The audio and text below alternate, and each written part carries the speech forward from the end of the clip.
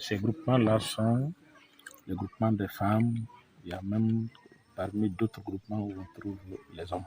Les groupements sont organisés en agriculture, d'autres font le maraîchage et d'autres font le tout ensemble. Ils font le maraîchage et l'agriculture. En ce qui concerne leur accompagnement avec la commune, quand les groupements veulent avoir des agréments, ils viennent toujours vers la commune les accompagne jusqu'à ce qu'ils arrivent à avoir leur agrément. Une fois l'agrément obtenu, ces groupements sont autorisés à pouvoir monter les projets bancables pour pouvoir faire ce qu'ils veulent. D'abord constituer un groupement. Et que ce groupement, il faut qu'il soit structuré, c'est-à-dire il faut mettre le bureau en place. Une fois venu chez le secrétaire général qui reçoit les dossiers pour l'identification de ce groupement, il y a une lettre de reconnaissance, 2 lettres de reconnaissance, une lettre qui sera écrite par M. le maire et par M. le sous-préfet, les 2 lettres de reconnaissance ajoutées sur le groupement. Une fois que ça va monsieur le DMR, directement le processus est accompagné jusqu'à ce qu'ils arrivent chez M. le préfet qui, à son tour, donne maintenant l'agrément. Mais une fois qu'un groupement a un agrément, alors ce groupement ne doit plus s'asseoir.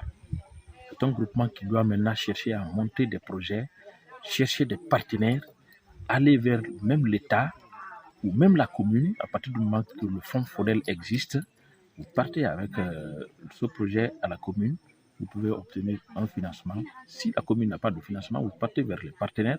La commune peut accompagner votre projet tout en mettant ce qu'on appelle le soit transmis.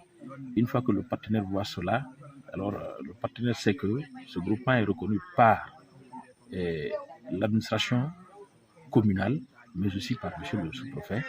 Ils peuvent valablement vous appuyer dans ce que vous êtes en train de faire. Les intrants agricoles viennent chaque année. Ça, je félicite beaucoup M. le directeur préfectoral de l'agriculture dans ce sens. Ça vient, même si ça ne vient pas suffisamment, mais ça vient. Donc, il y a ce côté. Du côté des difficultés, cette année, on n'a pas vu tellement de difficultés comme d'habitude. Parce qu'il n'y a pas eu beaucoup d'éleveurs à Koulia cette année. Sinon, le gros des problèmes de groupement, c'était ça. Ceux qui faisaient le maraîchage ou l'agriculture, les animaux pouvaient venir dévaster tout.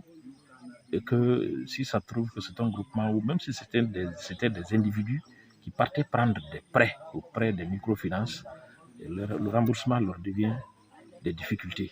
Mais cette année, tel n'a pas été le cas. Les groupements avaient bénéficié des montants au sein de la commune à travers le fonds FODEL. Il y a eu 8 groupements qui ont bénéficié des montants ici. 4 des jeunes et 4 des femmes. Alors il y a d'autres qui avaient fait de l'arachide, d'autres ont fait du maraîchage. Le groupement Yetemali de Koulia Tafouri d'ailleurs a même commencé à faire le remboursement de son capital. Donc pratiquement, ces groupements-là, s'il y a eu des difficultés cette année, c'est certainement autre difficulté, mais du côté de la dévastation à travers les animaux, on n'a pas réussi ici. Il y avait 3 techniciens, les conseillers agricoles. Parmi ces 3 conseillers agricoles, presque tous les 3 sont maintenant partis à la retraite. Mais l'État a retenu, à travers la direction préfectorale de l'agriculture, a retenu un certain Mohamed Lamine Touré, qui est un conseiller agricole, malgré qu'il est parti à la retraite, qui est toujours là et qui continue à accompagner les groupements.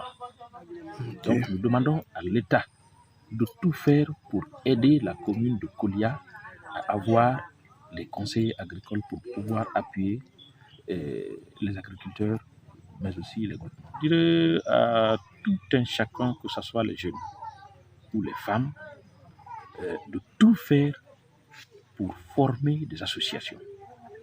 Aujourd'hui, il y a des institutions qui sont prêtes à financer les associations et pourquoi pas les groupements, surtout les groupements des femmes, Mais une fois que vous n'êtes pas structuré, il y a des institutions qui ne peuvent pas prendre de l'argent et donner à une seule personne.